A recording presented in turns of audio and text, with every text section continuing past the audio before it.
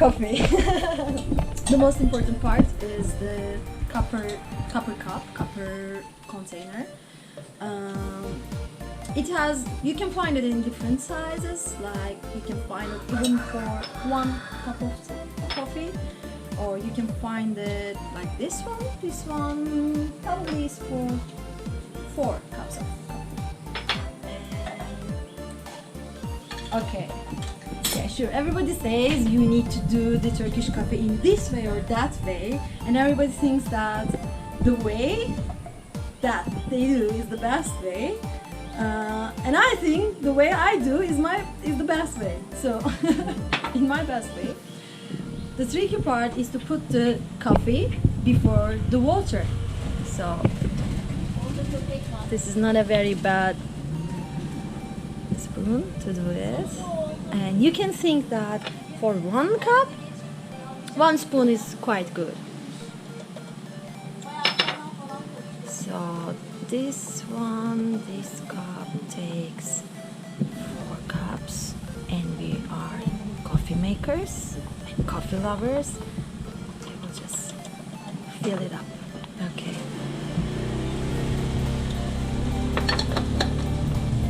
Okay. Second step goes with the sugar. Do you like sugar? I don't think so. I don't prefer sugar. But if you prefer sugar, if you just okay.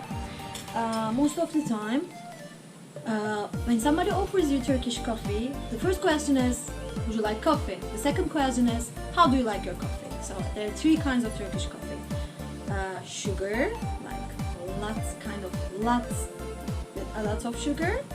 Mint, that you add very little sugar, and black without sugar. And we are black coffee lovers, so we will just do it without sugar. But normally, if you like it with a lot of sugar, 1 spoon for 1 cup of for 1 spoon of coffee. If you like it with half spoon sugar for 1 spoon of coffee. If you like it sugarless, nothing to say. Okay.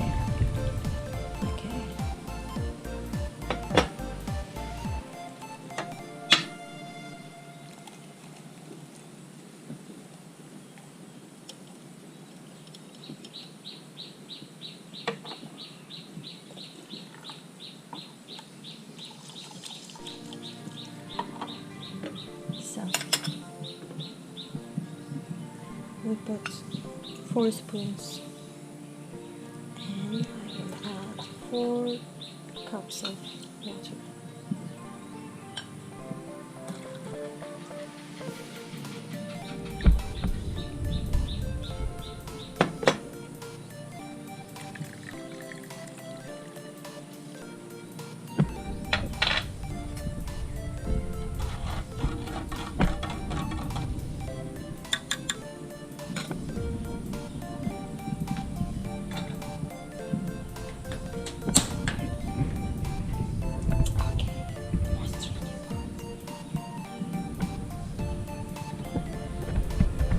The rumor goes that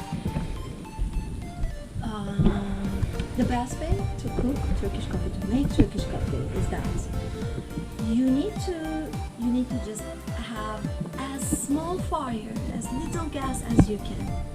They say the best thing is to just cook it on what is left from a big fire, like on a core, like on a still living core. But if you do it on a stove, if you do it on a cooker, then the fire should be as less as you can get. So this is the least one.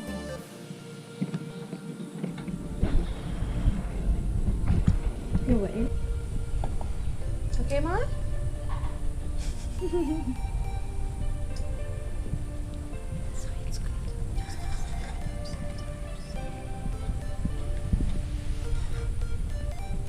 What you're trying to get most is this bubbly part on it, and the less fire you have, the more bubbles and the more, how can I say, the more coolness you have.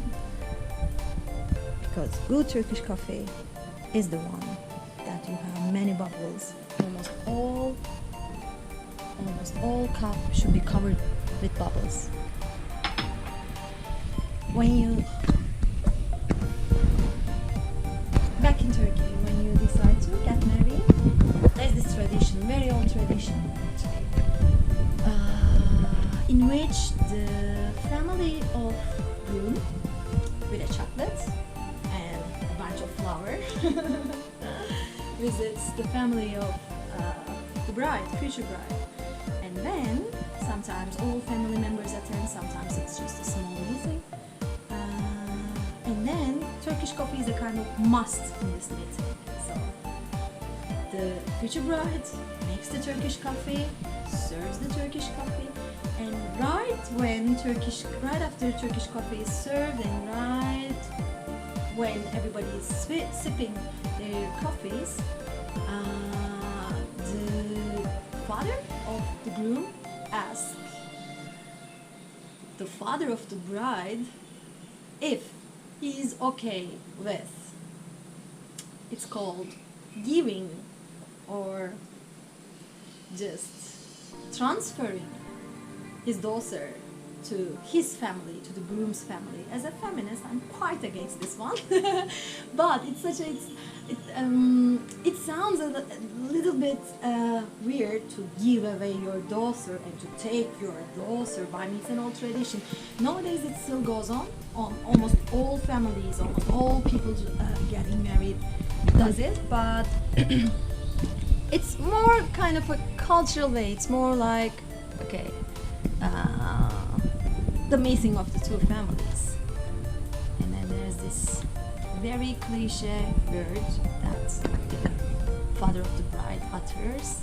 He says, if two young people want to be together, there is nothing to do. And then you sip your Turkish coffee and then you just go on with the fist. I'm stirring it up, so the way you stir on the surface, not in the way you stir more on the surface, the more bubbles you have. Oh my God, bubbles are all you need.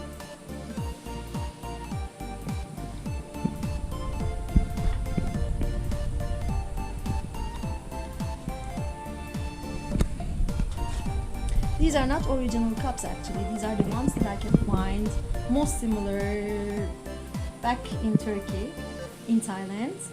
These are espresso cups. In general Turkish coffee cups, you have this small kind of handle that you can hold it here and you just sip it. Okay, it's coming. More bubbles and more bubbles. I will place my cups closer to it so that I can take the bubbles. I will take the bubbles first. If I just pour it down, I may lose some of the bubbles. And bubbles are all you need.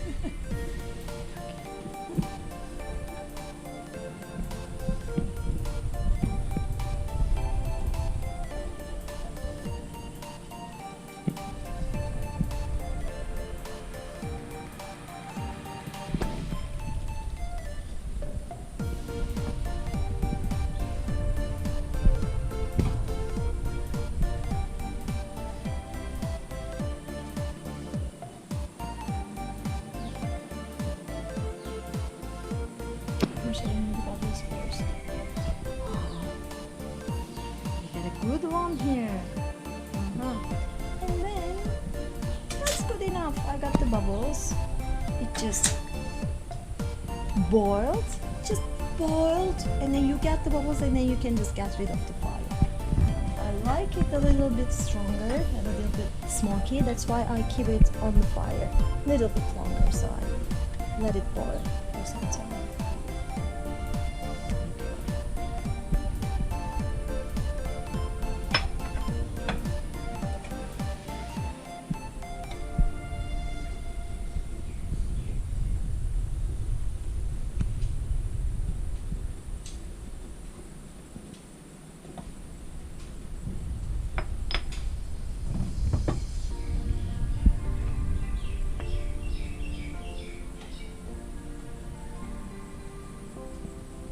Bon appetit.